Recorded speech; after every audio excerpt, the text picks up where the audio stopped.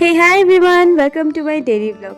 তো আজকে এত বেশি বৃষ্টি হচ্ছে, তো সেরকম কাস্টমারের চাপ না থাকায় আমি দুপুরবেলা একটুখানি তাড়াতাড়ি দোকানটা বন্ধ করে দিই।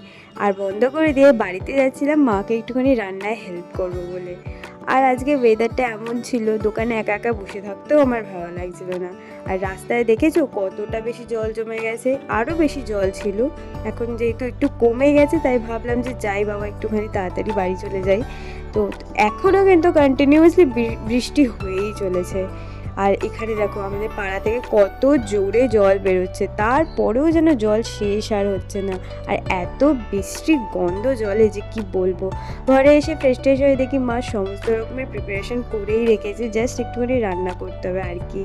যেহেতু ছিল শনিবার, তাই জন্য একেবারে নিরামিষ আলুর দম আর হচ্ছে fried rice, veg fried rice. তো এখানে আলুর দমটা সবার প্রথমে বসিয়ে নিচ্ছি, তেল গরম হয়ে গেছে, ওখানে জিরে আর শুকনো লঙ্কা একটুখানি চিড়ে দিয়ে দেওয়া হলো।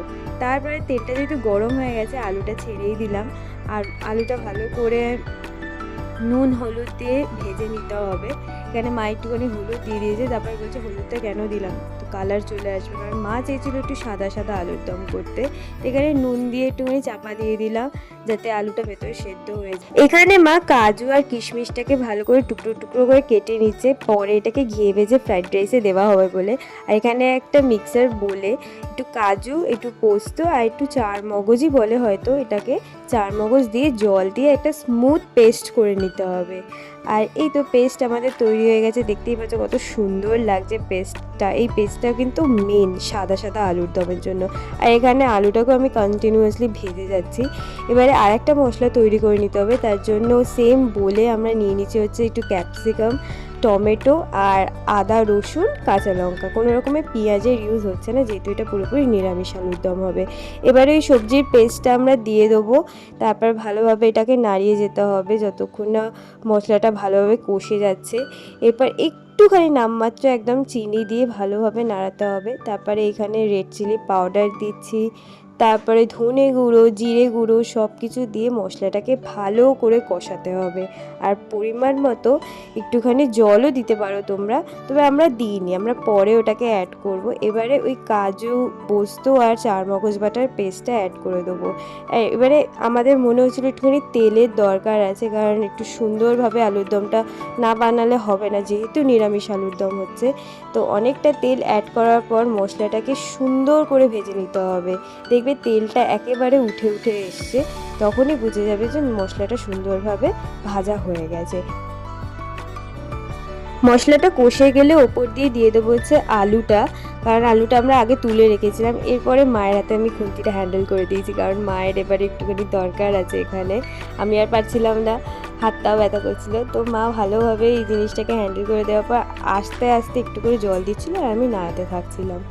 এবার পরিমাণ মতো তোমরা যতটা কাই রাখবে সেই অনুযায়ী জল ঢেলে তারপরে এটাকে ফুটতে দিয়ে দেবে। এবার নামানোর আগে একটু ঘি, গরম মশলা দিয়ে এটাকে সার্ভ করবে। আমাদের এখানে এই নিরামিষ আলুর দমটা একেবারে রেডি হয়ে গেছে। এবারে ফ্রাইড রাইসের জন্য এখানে ভাতটা দেখতেই পাচ্ছ হচ্ছে।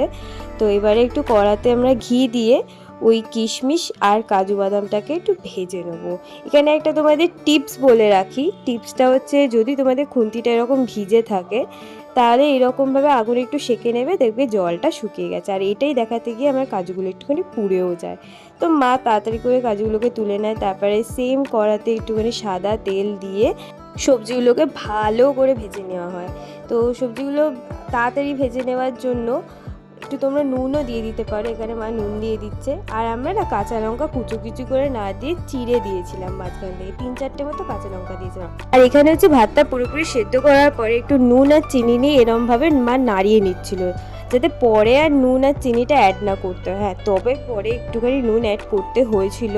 তো ভাতটা কড়াইতে দিয়ে দেওয়ার পর সবজিগুলোর সাথে ভালো করে আমি ভেজে নিচ্ছিলাম। আর এখানে হচ্ছে মা নিজের হাতে তৈরি করা একটা সিক্রেট মশলা বলতে পারো, এটা অ্যাকচুয়ালি একটা বিরিয়ানি মশলার মতো এটা বানিয়েছিল। আর বানিয়ে মা এটাকে রেখে দেয় আর কি। তো এবার আমাদের ফ্রাইড রাইসটাও রেডি হয়ে গেছে, এটাকেও ঢাকা চাপা দিয়ে রেখে দিই। আর এখানেও দেখতে পাচ্ছ আলুর দমটা সুন্দর করে ঢাকা চাপা দিয়ে রাখা হয়েছে। তো আমাদের যেহেতু রান্না হয়ে গেছে তাই জন্য আমরা খুব খুশি। তো এবারে খাবার সার্ভ করা পালা, কারণ 2টো বেজে গিয়েছিল, 2টো না অ্যাকচুয়ালি 2:30 বেজে গিয়ে 3টের দিকে চলে যাচ্ছিলো ঘড়ি। তো আমাদের মনে হলো যে এবার খেয়ে নেওয়া উচিত, অনেকটা বেলা হয়ে গেছে, কারণ একটু কাজ ছিল বাবার, তাই জন্য দেরি হয়ে গেছিলো খেতে। তো বাইরে তখনও বৃষ্টি হচ্ছে আর বাবার খাবারটা এখানে বাড়া হয়ে গেছে। বাবা যেহেতু একদম কম আলুর দম খায় তাই জন্য একটু বাটিতে দেওয়া হয়েছে, আর আমরা একেবারে পাতেতেই নিয়ে নিয়েছি পরিমাণ মতো। তো এবার খাবার দাবার খেয়ে রেস্ট নিয়ে আমি এবার যাচ্ছি হাজমোলা খেতে খেতে দোকানে। আর এত জল জমেছে, এত বৃষ্টি হচ্ছে, বৃষ্টি যেন কমার আর নাম নিচ্ছে না। তো চলো আমি দোকানে যাই, দোকানে গিয়ে সব কিছু কাজ করতে হবে। দেখা হচ্ছে পরের একটা ভিডিওতে, ততক্ষণে টাটা বাই।